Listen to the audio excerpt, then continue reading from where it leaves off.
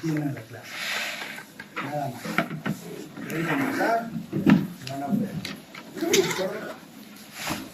Este es uno de los temas en los cuales es importante el criterio clínico, porque no van a encontrar ningún examen que les dé un diagnóstico de las distintas formas y variaciones que existen en lo que son las cefaleas.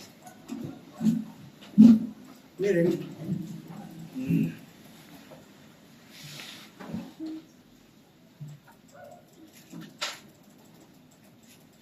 esto va a estar muy lento. ¿Esto lo puedo hacer con el control? ¿Este? Gracias. Entonces, será este. Pueden ver acá, esto es el porcentaje de los diagnósticos manejados. Por ejemplo, esto corresponde al Hospital Yanaguara, del consultorio de neurología.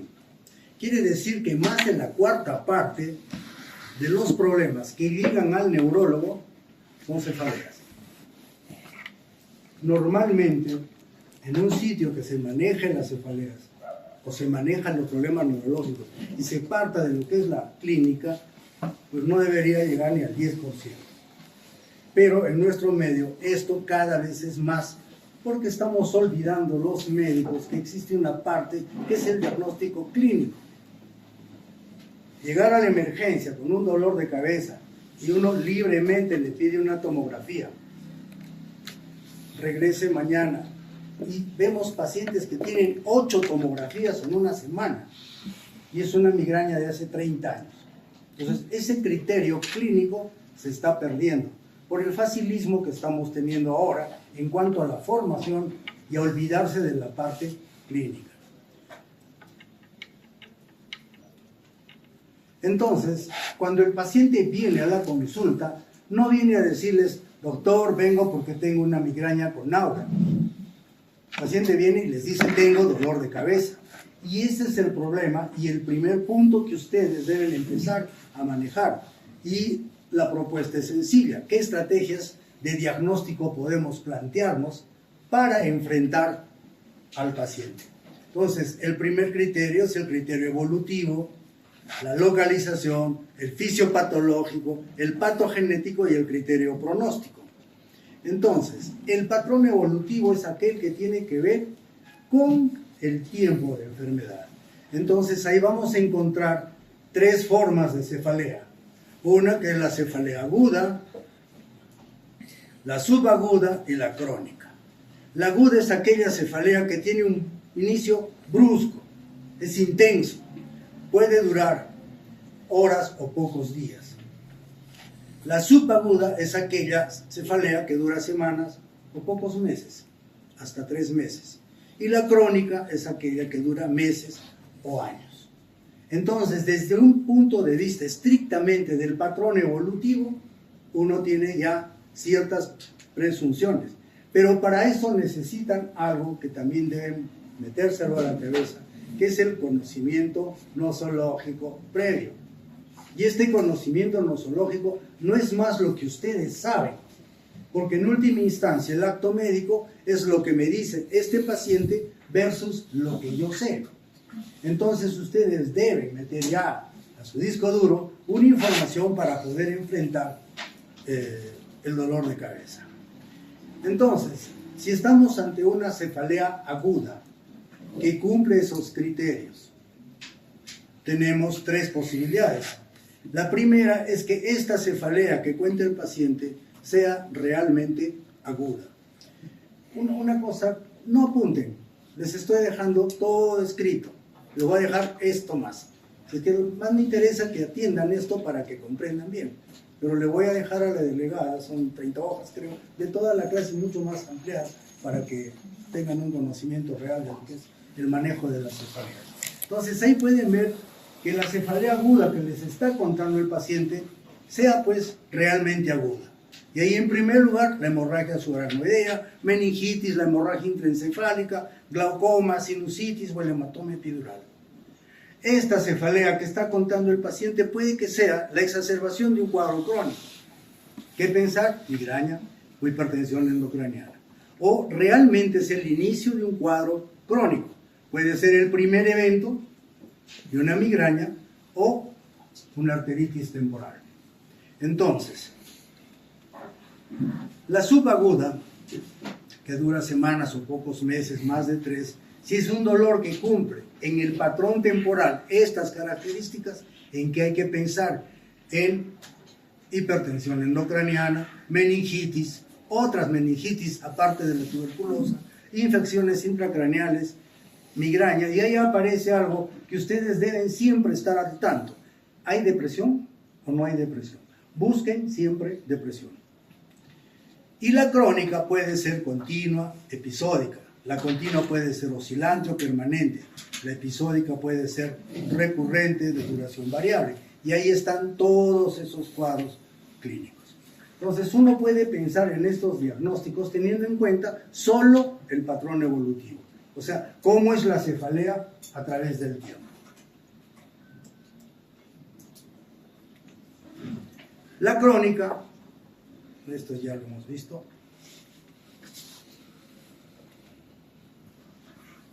Siguiente estrategia de diagnóstico. Ya hemos visto el evolutivo, ahora vemos la localización de la cefalea. Una de las cosas que tienen que tener en mente es que las estructuras dolorosas, donde están toditas estas, desde las estructuras de la piel, de superficie, cabeza, oídos, ojos, mucosas, cavidades, senos venosos, arterias, la dura o la pía madre y los nervios craneales, son los que van a generar esto que llamamos dolor de cabeza. En consecuencia, doctores, primer dato, no existe el dolor de cerebro. El cerebro no tiene terminaciones para el dolor. Existe el dolor de cabeza, pero el dolor de cerebro no. Entonces, ese es un primer punto para que ustedes, cuando tengan un dolor de cabeza, tomografía. Le hacen la tomografía, está normal, y terminen con que deben ser sus nervios, debe ser esto, que son sus preocupaciones, y no solucionamos el problema. Entonces, estas son las estructuras dolorosas. Conociendo que estas son las que duelen, podemos decir que de acuerdo a la localización vamos a encontrar cefaleas generalizadas y cefaleas localizadas. ¿Cuáles son las cefaleas generalizadas? ¿Qué patologías van a traer un dolor de cabeza generalizado? Nuevamente, hemorragia subaracnoidea, meningitis, hipertensión endocraniana de las distintas formas que existen, procesos infecciosos, trastornos metabólicos de las distintas formas que también van a conocer, nuevamente depresión y finalmente postpunción lumbar. Entonces, ustedes que están ahora en la etapa donde uno debe relacionar mucho las cosas, inteligencia artificial se basa mucho en eso, un dolor de inicio brusco y que sea generalizado, ¿en qué estaría? Una hemorragia subaracnoidea. Fue brusco y es generalizado. ¿Quién cumple las dos características? Hemorragia subaracnoidea. Y así vayan ustedes pensando en qué probabilidad de diagnóstico tiene usando el patrón evolutivo y en este caso asociado a la localización. Y las cefaleas localizadas, ahí están todas las neuralgias craneales, lesiones locales, la cefalea en racimos, la migraña, la hemorragia intracerebral, el infarto cerebral. Entonces, estas son causas de cefalea aguda. La primera, la hemorragia subaracnoidea. Cefalea brusca, vómitos con o sin compromiso de conciencia y rigidez de nuca. Está relacionado con los esfuerzos, su mortalidad, miren, puede llegar a la mitad de los casos, 50% o un poquito menos, no llegan a un hospital. Y de estos casos que no han muerto, la mitad se va a morir en los siguientes días, 15 días. Entonces, ahí dice cefalea brusca, vómitos con o sin compromiso del sensorio. La rigidez nucal va a aparecer al tercer día. Este es uno de los dolores más intensos que existen. Muchos de ustedes tienen migraña, y cuando están con sus crisis migrañosas, no es un dolor cualquiera, es un dolor intenso. Este es peor. Entonces, esperar rigidez de nuca no lo van a encontrar, porque el paciente con hemorragia subaracnoidea va a ir el mismo día. No va a demorar más de una mañana porque el dolor es realmente intenso. Entonces, esta hemorragia subaracnoidea, la causa más frecuente es la ruptura de un aneurisma cerebral. Acá pueden ver dolor intenso. ¿Este dibujo de quién es? ¿De quién? Miren de qué tiempo Netter continuaba con un trato clínico, pero ideal en todo lo que presentaba en sus dibujos. Y acá tienen también dibujo de Netter, la distribución de la cantidad en porcentaje de la localización de los aneurismas. O sea, 85% de los aneurismas están localizados en el territorio carotidio y un 15% en el territorio vertebroaxilar o posterior. ¿Cómo es el diagnóstico? Mire, cuadro clínico. Tomografía computada, punción lumbar y arteriografía después de los 15 días para localización del aneurisma y clipaje del mismo. Pero fíjense que el cuadro clínico es lo que hace la característica diagnóstica de estos procesos. Porque puede que ustedes no cuenten con un tomógrafo o el paciente no tiene dinero para pagar una tomografía.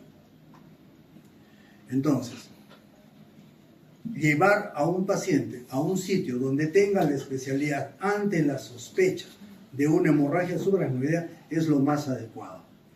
Pueden salvar una vida y todo lo que eso representa. Acá tienen dos imágenes. Fíjense el tamaño de este aneurisma y un aneurisma roto. Todo lo blanco que miran es sangre.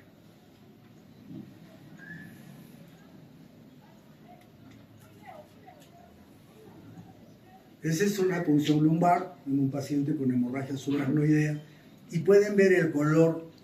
Esto se llama enlavado de carne. Ese es el color que toma el líquido cefalorraquídeo, que usualmente es incoloro.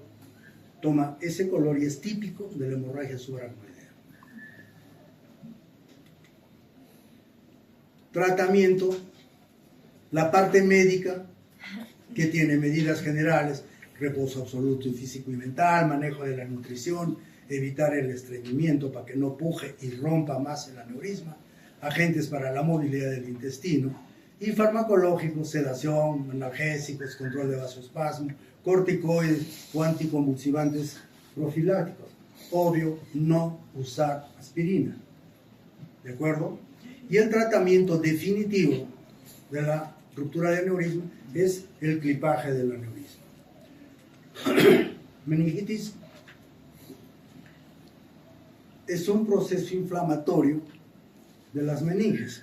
Acá pueden ver a las meninges, la dura madre y sus dos capas, la aracnoides bien pegadita acá abajo y la pia madre ahí. Entonces, la etiología de estas meningitis, hay una clase general de procesos infecciosos donde van a ver mucho más amplio esto. Acá es solo para ver la parte de lo que es en general la cefalea secundaria, una meningitis, que puede tener distintas etiologías, ¿no? Bacterias, virus, micosis, TBC, parasitarias, etc. El cuadro clínico de lo que significa la meningitis va a tener patrones o características diferentes. Primero, edad, la condición del paciente y la etiología.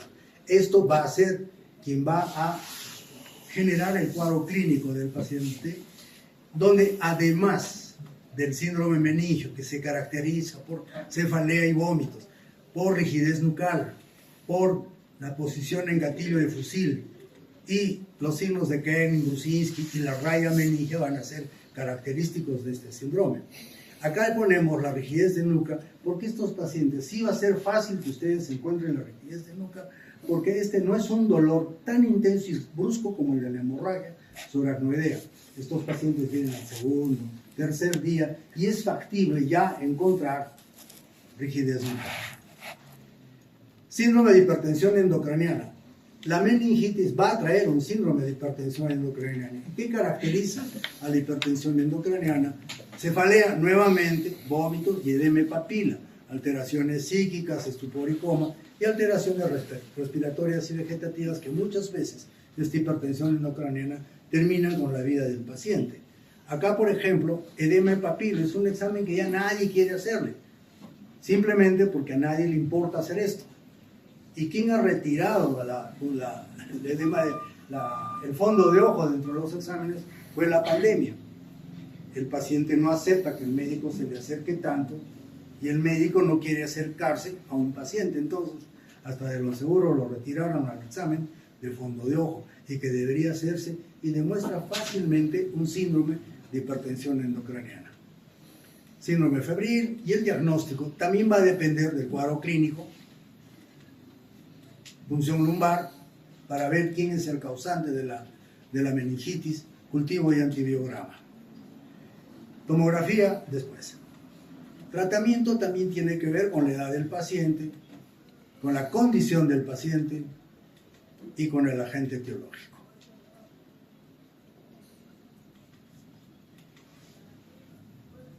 Bueno, esto es hemorragia intracerebral.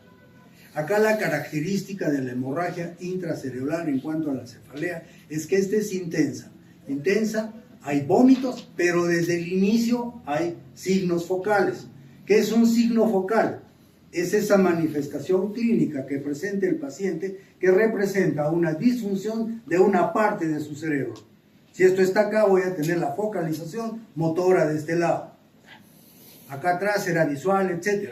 Pero desde el inicio hay signos focales, porque la hemorragia, que constituiría en este caso un ACV hemorrágico, va a traer esa clínica deficitaria en la zona donde se ha sucedido la hemorragia. Y además el dolor de cabeza. Esta es más notoria cuando es lobar o masiva, y si hay invasión ventricular hay trastorno del sensorio y el pronóstico es malo. Se asocia esta hemorragia a síndrome meningio y o hipertensión endocraniana. Esta hemorragia intracerebral pueden ser secundarias a todas esas patologías: hipertensión arterial, ruptura de malformación arteriovenosa, arteritis, tumores que sangran, problemas de displasia sanguíneas, y el diagnóstico sigue siendo clínico. Y aquí la tomografía inmediatamente es lo más útil. Y de hecho, en los pacientes que tenemos con cuadros vasculares, con ACVs, ya tenemos la unidad de vasculares en el hospital donde laboramos, en el Hospital Honorio Delgado, el paciente llega e inmediatamente pasa al tomógrafo. ¿Por qué? Porque ahora sí tenemos que ofrecerle al paciente con un ACV, pero necesito inmediatamente estar 100% seguro que este paciente no ha sangrado. Entonces ya está el tomógrafo listo, el neurólogo está ahí, están las 24 horas la unidad y podemos hacer un diagnóstico inmediato y proceder al tratamiento. Ahí tienen una hemorragia subcortical de la corteza, subcortical. En ambos casos ha invadido ventrículo. Entonces este paciente está con compromiso de conciencia asociado y además su pronóstico no es bueno. Estas subcorticales generalmente son hipertensivas. En cambio, estas hemorragias, que son pegaditas al hueso si quiere, como estos dos casos, con invasión ventricular acá, estas son generalmente secundarias a la ruptura de malformaciones arteriovenosas.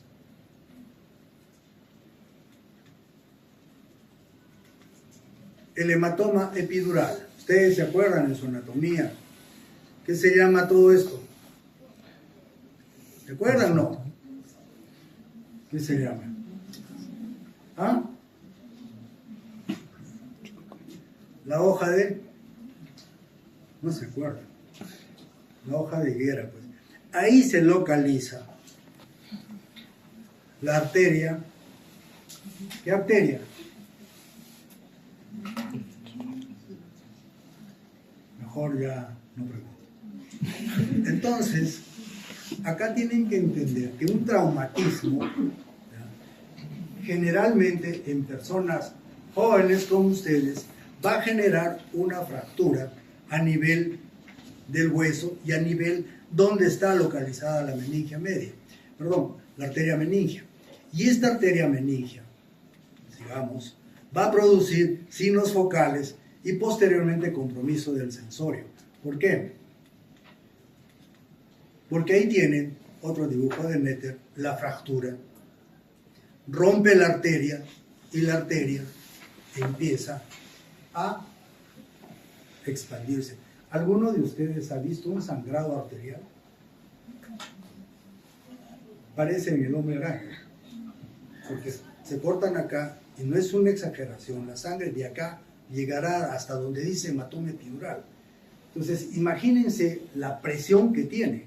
Y si acá se rompió, lo único blandito que va a encontrar este hematoma es que el cerebro, que lo empieza a empujar y empieza a generar signos focales de este lado.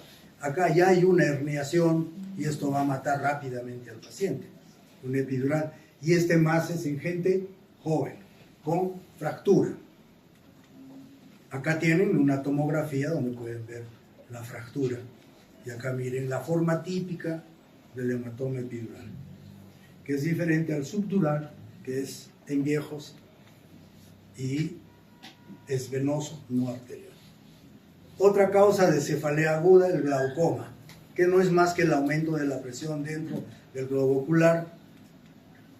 Dolor intenso, llaman excrucijante en el ojo y en la órbita, además náuseas, vómitos y letargia del paciente. El ojo está rojo, la córnea empañada y las pupilas suelen estar fijas, sin compromiso de pares craneales ni tosis palpebral.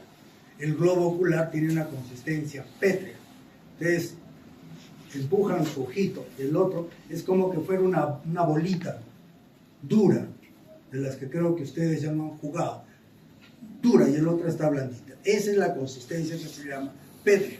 Y esto es una obstrucción del drenaje del humor acuoso en aumento de la presión intraocular, como han visto en el primer grado. Esto es una urgencia oftalmológica. Sinusitis, ahí están los tres senos principales, el frontal, los femoidales y el maxilar. Y miren, acá la cefalea es constante, sorda o pulsátil, que puede fácilmente confundirse con la migraña. Puede tener irradiación variable, empeora con movimientos cefálicos, y eso también puede verse en lo que es hipertensión endocraneana. Rinorrea, fiebre, malestar y signos de infección respiratoria alta frecuentemente.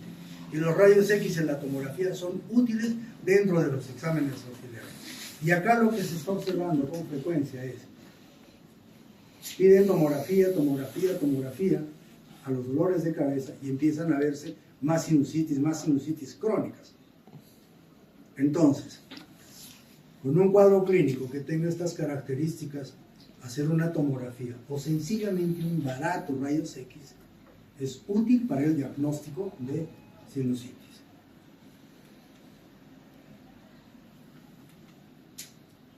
Ahora entramos a las formas más frecuentes de migraña y que deben tenerlas bien clarito. Esta es la clasificación que se está usando, es actualmente vigente, es la del 2008, versión en inglés, y 2019, versión en español. Esta es la secuencia histórica que han tenido, la primera clasificación del año 98, fíjense, ahorita nomás, opinión de expertos. Luego pasó al 2004, opinión de expertos, más datos científicos. La 2013 ya es una versión beta que le han difundido 5 años. Y la del 18 es la actualmente vigente, donde hay muchas cosas que a veces son, si no manejan, pueden confundirse. Por eso es importante que por lo menos graben bien los criterios de la migraña y de la cefalea tensional. El resto déjenselo al neurólogo. Primarias, la clasificación considera todo esto, las cefaleas primarias. Ahí está la migraña, la cual tiene muchas formas, pero ahí les pongo las más frecuentes: la migraña sin aura, con aura, la crónica, la complicada y los síndromes episódicos que van a preceder a la aparición del dolor tipo migraña. Las primarias, ahí está la tensional, episódica, infrecuente, frecuente, crónica. Y las trigémino autonómicas, ahí están la cefalea en racimos, la hemicrania paroxística, la hemicrania crónica. Y otras primarias, la tusígena primaria, el esfuerzo físico, la actividad sexual, el crioestímulo y la punzante primaria. De todas estas vamos a comentar brevemente porque al final vamos a hacer las más frecuentes. La tusígena la han tenido todos ustedes. Es decir, esa cefalea que aparece cuando empiezan a toser, secundaria a un proceso de tipo respiratorio. Creo que todos la han tenido. Esfuerzo físico, la actividad sexual. Esta es la cefalea que se aparece en el momento orgásmico de la relación. Es tan intenso que se paró todo y puede haber náuseas y vómitos, pero tiene la característica pulsátil, como que fuera una crisis migrañosa, pero el dolor dura breve tiempo. Ahora, una de las cosas que es frecuente, que la relación sexual tiene, digamos, cierto valor en la hemorragia subaracnoidea. ¿Por qué? Porque es una actividad que involucra cierto esfuerzo físico y puede en esos momentos reventar un aneurisma y se sucede ese tipo de dolor. ¿De acuerdo? Crioestímulo, ¿cuántas veces han comido un helado? Se lo han pasado rapidito y se empieza un dolor. Doctora, a usted. ¿Te interesa mi clase? Usted también, doctora. Las dos de lentes que están ahí. Si quieren reírse, retírense. A mí me molesta y es irrespetuoso. ¿De acuerdo? Doctora, no se haga la que no ve. A usted y a usted. Una más y les pido que se retiren. Y la punzante primaria es una cefalea que también se llamaba en picayelo. Es la producción de cefalea como que estuvieran punzando, siempre en la zona parietal. Duración muy breve, pero pueden ser varias veces al día, varias veces por hora, pero siempre de duración muy breve de localización parietal.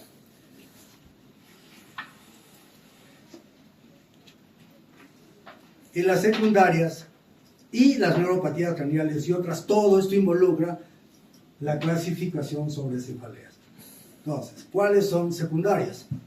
Las secundarias son las cefaleas secundarias, pues obviamente a traumatismo encefalocraniano y cervical, vasculopatías, trastornos intracraneales no vasculares, administración o privación de una sustancia, infecciones, trastornos de la homeostasis, estructuras faciales y cervicales o trastornos psiquiátricos. Nuevamente ahí piensen en que la depresión está muy metida en estos dolores.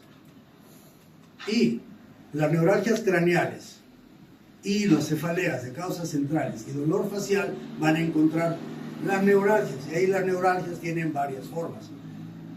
Bueno, ahí están todas esas. Las neuralgias, la del trigémino, la del glosofaringeo, la neuralgia de la laringe superior, la nasociliar y la supraorbitaria, la occipital. Esta también se llamaba neuralgia de Arnold. Cefalea por estímulos fríos.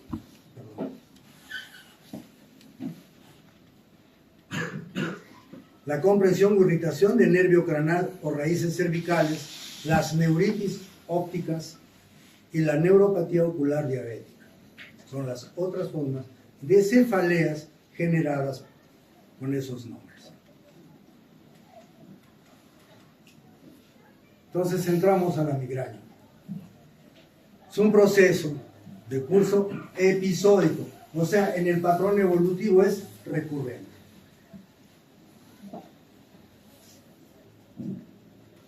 El diagnóstico es 100% clínico.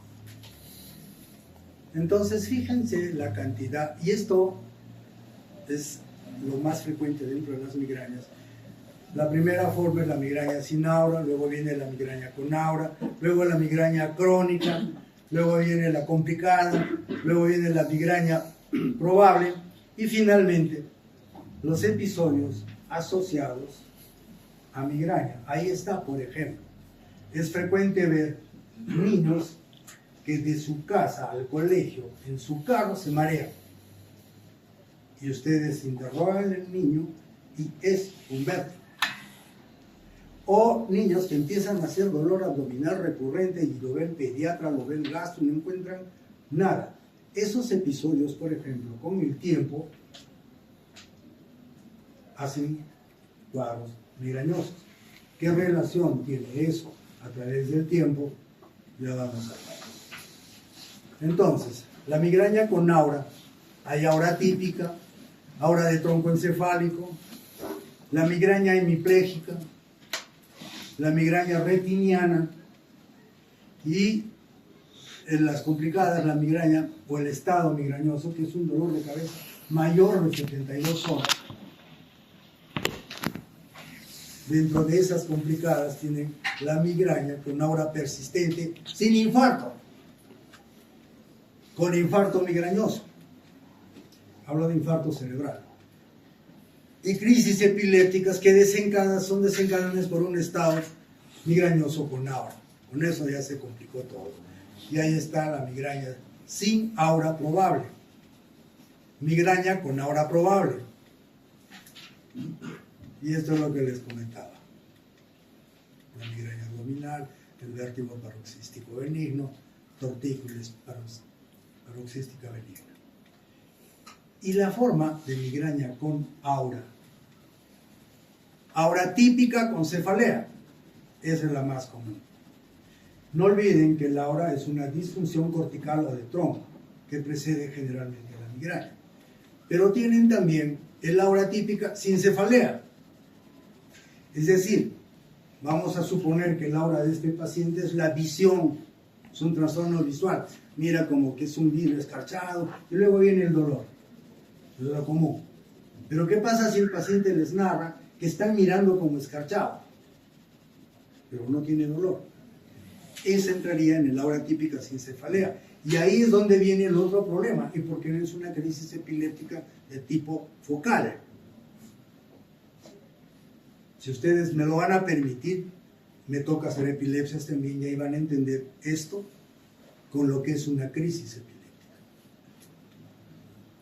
La hemipléjica pues tiene tres formas, son de tipo familiar, y es poco probable que lo vean alguna vez porque es realmente poco. Migraña sin aura. Criterios. Dice al menos 5 ataques que cumplan BAD. ¿Y qué es B? Cefalea de 4 a 72 horas. No tratados o con tratamiento sin éxito. Pero acá ya tienen un episodio, un periodo de tiempo que debe durar la migraña, que son 4 a 72 horas. No hay migraña que puedas considerar que dura 30 minutos. O si tienes 7 días de dolor, es un estatus migrañoso, pero la migraña dura de 4 a 72 horas. Está asociado por lo menos a 2 de los siguientes. Localización unilateral, calidad pulsátil, láctea, intensidad severa o moderada, inhibe las actividades diarias. No hay migraña suavecita. Y la única forma, porque puede ser que el paciente sea lo suficientemente valiente, ¿y cómo van a medir eso? Por la inhibición de la actividad diaria. Y se agrava con la actividad física rutinaria. Ahí deben preguntarse al cargar un peso, al agacharse, subir escaleras, ¿aumenta o no el dolor de cabeza? Y D vendría a ser durante el dolor al menos uno de las siguientes: náusea y o vómito, fotofobia y sonofobia. Esos son los criterios para determinar lo que es una crisis de migraña sin aura. Y deben descartar que no son estos dolores atribuibles a otro diagnóstico que esté en la misma clasificación. ¿Y cómo es la del aura? Es igualito, solo que con aura. ¿Y cuál es el aura? Signos de aura completamente reversibles, que pueden ser visuales, que es el más frecuente. la disección de rayitas, lucecitas, panal de abejas, etc. Y menos frecuentes están todas las manifestaciones de tipo sensitivo, del habla, de tipo motor, de tronco encefálico, retinianos. Y el punto C, al menos 3 de las 6 siguientes características. Propagación gradual de al menos uno de los síntomas de aura durante un periodo mayor a 5 minutos o igual. Ya miren cómo se empieza a complicar esto. Se suceden 2 o más síntomas de aura. Cada síntoma de aura dura de 5 a 60 minutos. Al menos uno de los síntomas de aura es unilateral y al menos uno de los síntomas de aura es positivo. Y la aura se acompaña o lo sucede cefalea en los siguientes 60 minutos. Ya se aburrieron. Entonces, esto solamente es para que ustedes vayan viendo cómo está clasificada las migrañas. Entonces, todas estas cosas, en la medida cuando ustedes vean un paciente, ejercítenlo, para que no hagan interconsultas por migraña. Y así ustedes van a poder manejar uno de los síntomas más frecuentemente consultados. ¿De quién es eso? Del genio, pues. Acá tienen lo que vendría a ser el aura. Hasta su dibujo es unilateral, la mano solo en un sitio, vómitos. Acá tienen la circulación vértebro-basilar con el tronco, las cerebrales posteriores, y esto va a traer toda esta clínica de tronco cerebral. Ahí están los pares craneales, y la clínica es clínica de la disfunción de un par craneal. Diagnóstico clínico y seguir los criterios. Examen físico debe ser completo y busquen zonas dolorosas de hacer fondo de ojo, que no lo van a hacer. Y las imágenes, en estos casos, cuando es un primer episodio con aura, porque puede que sea una aura, esa aura sea una manifestación epiléptica.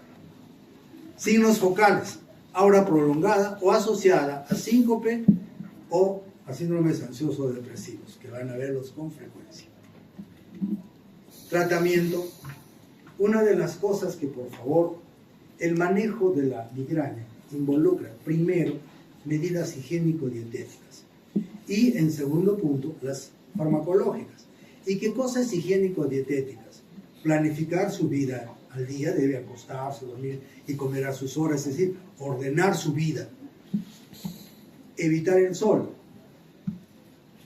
En un trabajo que hicimos en el Hospital Rebagliati, el sol fue el desencadenante número 16. El mismo trabajo acá es el primer desencadenante. Y es que ustedes, como habrán escuchado hace unos días, su famosa canción Arequipa, cielo azul, puro sol, es cierto. El sol es uno de los detonantes más frecuentes. Y si ustedes no van a actuar sobre estas medidas higiénico-dietéticas, le den lo que le den, no van a controlar su migraña. Y el tratamiento farmacológico tiene dos aspectos. Primero es el abortivo y en segundo lugar el tratamiento preventivo.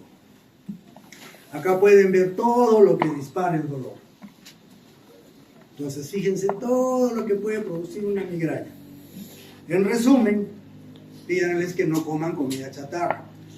Y de lo natural, la palta, el maní, plátanos y cítricos, que son los que más frecuentemente disparan el dolor.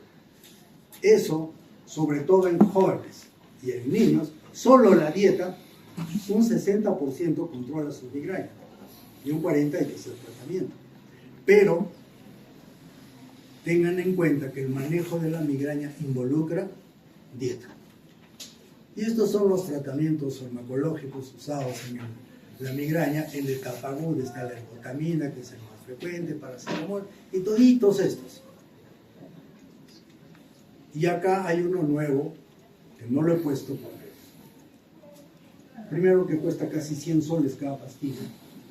Y antes de estar, ustedes pueden pensar que 100 soles cada pastilla es fácil. Con decirle no comas esto van a arreglar. Y es más, ya le están proponiendo que existe el tratamiento preventivo con esa pastilla. No voy, es una buena pastilla, pero estamos en el Perú, pero no todos tienen 100 soles interdiario, o sea, serían 1500 soles para prevenir un dolor de cabeza que a lo mejor con medidas higiénico-dietéticas lo solucionas. Pero existe ese producto, es un buen producto, solamente que es muy caro y no está al alcance de cualquier seguro. El IPS, el Seguro Social no lo tiene, algunos seguros privados lo tienen, pero en la calle 100 soles, 87 soles. Y el tratamiento preventivo, fíjense todo lo que se puede usar. De estos, el propanolol se sigue usando, flunaricina se usa, la mitriptilina, que es noble y barata, le sale 9 soles el mes, 8.50 si son caseros. Antidepresivos, una fluoxetina, por ejemplo, cuesta 20 centavos, 30 centavos cada pastilla, y les van a ofrecer pastillas del mismo producto a 14 soles el original, cuando en realidad el genérico, que cuesta 20-30 centavos, es tan igual que el otro. Acá está la noble aspirina, y dentro del grupo están, de los anticonvulsivantes, están el valproato, la carbamazepina, y últimamente con buen éxito el topiramato. ¿Y por qué estos anticonvulsivantes son útiles? Porque el que va a disparar la secuencia, que va a seguir todo el fenómeno doloroso, que en las copias lo van a leer bonito, es cortical.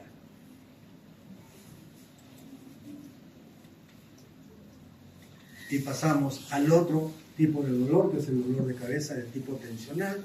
Otro dibujo de Netter. Acá sí es global, mano en las dos cabezas.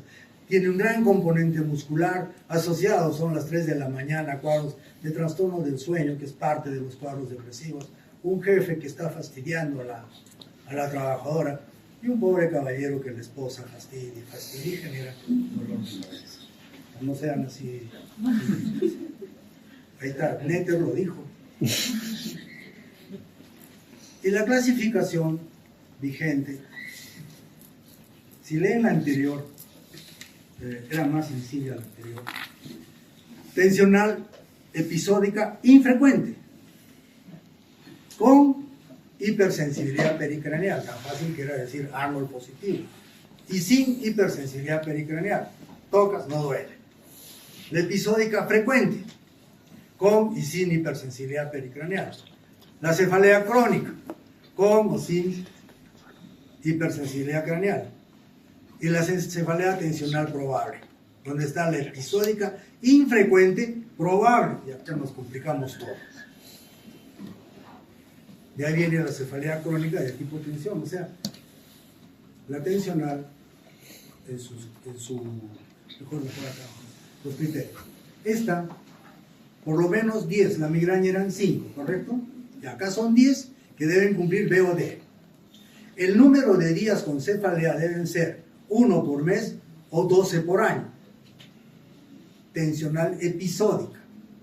La cefalea debe durar de 30 minutos a 7 días. La migraña es de 4 a 72 horas. El dolor por lo menos debe cumplir 2 de los siguientes. Opresiva, ajustar, no es pulsátil. La migraña es pulsátil. Leve a moderada intensidad, puede limitar la actividad pero no la detiene. La migraña es moderada a severa. Localización bilateral, la migraña es unilateral. No se agrava por la actividad física, la migraña sí agrava. 2 de los siguientes, no náuseas ni vómitos. La migraña que tenía. Puede haber fonofobia o sonofobia, no ambas, la migraña tiene las dos. Y obviamente no atribuible a otro diagnóstico de la clasificación internacional. Y esta es la tensional episódica frecuente tensional, doble tensional ahí, 10 episodios. Cefalea de 1 a 14 durante 3 meses o más de 12 o menos de 180 días al año. O sea, esta clasificación de verdad que complica mucho la docencia. Pero bueno, es la vigente. Debe durar de 30 minutos a 7 días, igual todito, el resto es igualito. ¿Qué ha variado? El número de días con cefalea. Y la crónica, 180 días al año. O sea, medio año con dolor. Opresiva, moderada intensidad, bilateral, no se agrava por la actividad física, 2 de los siguientes, no hay vómitos y no se atribuye a otro diagnóstico de la clasificación internacional. La cefalea en racimos. Criterios diagnósticos. 5 episodios que cumplan B o D. Dolor unilateral de intensidad severa en región orbitaria, supraorbitaria o temporal. Miren, una duración ¿de cuánto? De 15 a 180 minutos. Y cualquiera de las siguientes características. Al menos uno de los siguientes signos o síntomas del mismo lado de la cefalea. 1, 2, listo. Entonces, como pueden ver, este es un dolor más localizado, con una diferencia en la duración del dolor, diferente a la crisis migrañosa, al dolor tensional, por la localización, pero que últimamente, si bien esto era poco frecuente, lo estamos viendo con más frecuencia.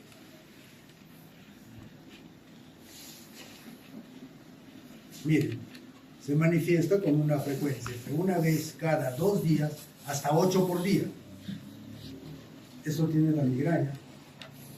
¿Eso tiene la tensional? No. Bueno, no atribuible a otro. Y la migraña paroxística.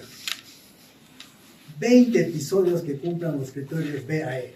Dolor intenso, unilateral, unitario, temporal, de 2 a 30 minutos. El otro era hasta 180 minutos. Cualquiera de los siguientes. Uno de los siguientes signos y síntomas del mismo lado a la cefalea. Todo esto se parece al otro. Un poquito, ¿no? Se presenta con una frecuencia de 2 o más de 5 por día. Los episodios, estos responden espectacularmente a la indometacina. Y tal vez esa sea la única razón por la cual la indometacina ya ha salido, es un antiinflamatorio. Por eso cuando la receten y sospechen de esto, pónganle que no les cambien. Porque muchas veces hemos dicho, esto está ya pasado de moda, su doctor debe ser viejito, dígase que les actualiza. Y esta indometacina te mejora así espectacularmente. Pero como no se está usando, ya no se vende todos. Y obviamente no atribuible a otro diagnóstico. El trigémino. Ahí tiene las 3 ramas del trigémino. Por lo menos dice 3 ataques de dolor unilateral que cumplan los criterios B y C y B ocurren en 1 o más ramas del nervio trigémino. O sea, tiene que ser en el territorio del nervio trigémino que tiene 3 partes. Debe tener dolor de tipo paroxístico de duración entre 1 segundo y 2 minutos. Es como un rayo. Viene, se pasa. Otra vez viene, se pasa. No es constante. Sin embargo, hay un síndrome que se llama el paratrigeminal, que ese sí es horas. Intensidad severa. Es superficial, tipo electricidad, lancinante, intenso. Y es disparado por algunas situaciones gatillos, una comida muy caliente o muy fría. Hay pacientes que incluso dicen el aire, el viento, choca con mi cara y dispara el dolor. Obviamente no debe haber evidencia de déficits neurológicos asociados y no atribuible a otro.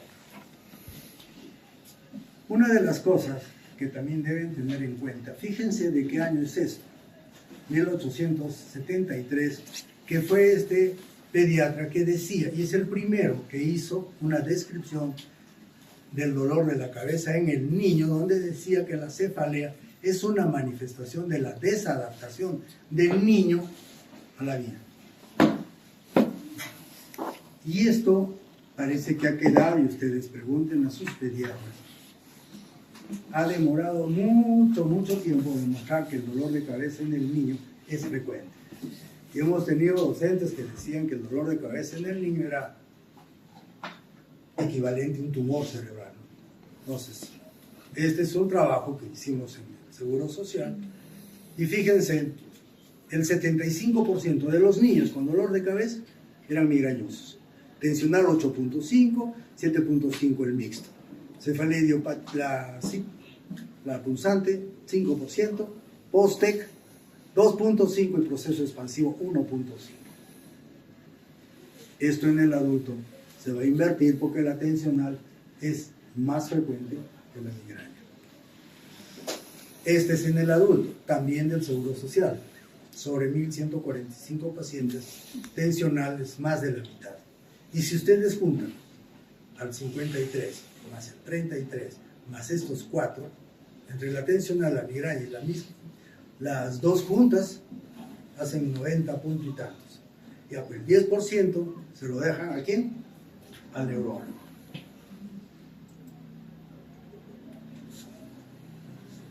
Esto también son los mismos diagnósticos en el mismo trabajo, cefalea tensional con sus formas, la migraña con sus formas.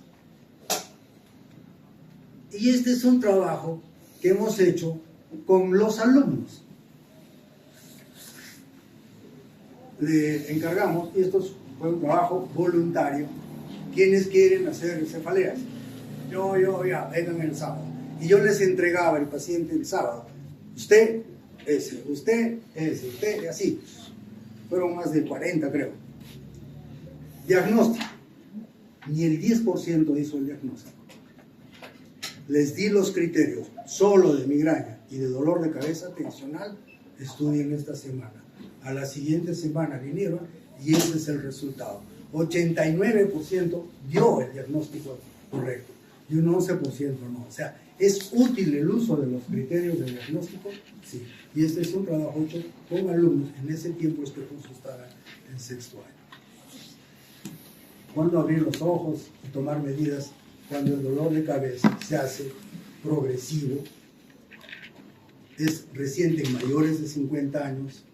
Hay un dolor global que empeora con el sueño, el decúbito o con maniobras de Valsalva. El aura es atípica o la cefalea está asociada a fiebre, alteración de conciencia, alteraciones en el examen físico, cualquier disfunción neurológica, cambios en el patrón de la cefalea. Cefalea estrictamente unilateral y falta de respuesta al tratamiento son circunstancias que ustedes deben abrir los ojos para generar un cambio en cuanto a la conducta. Preguntas.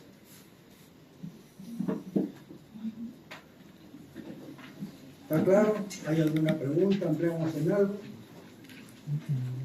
5, 4, 3, y doctora. Cuando dice que la cefalea es estrictamente unilateral. La migraña es unilateral, así dice. Pero puede ser que de 100 crisis migrañosas, 99 esté acá y una es al otro lado, lo cual es raro. Siempre va a ser un 70-30 entre un lado y el otro lado. Pero hay personas que siempre, te van a decir, siempre es derecho. Si siempre es derecho, siempre pide un examen. La migraña. Y en el niño, la migraña el dolor de cabeza en la migraña en el niño es frontal, no es unilateral, es frontal. Otra pregunta. Muy bien, jóvenes. Si Dios quiere y ustedes quieren, nos vemos en el epilepsia.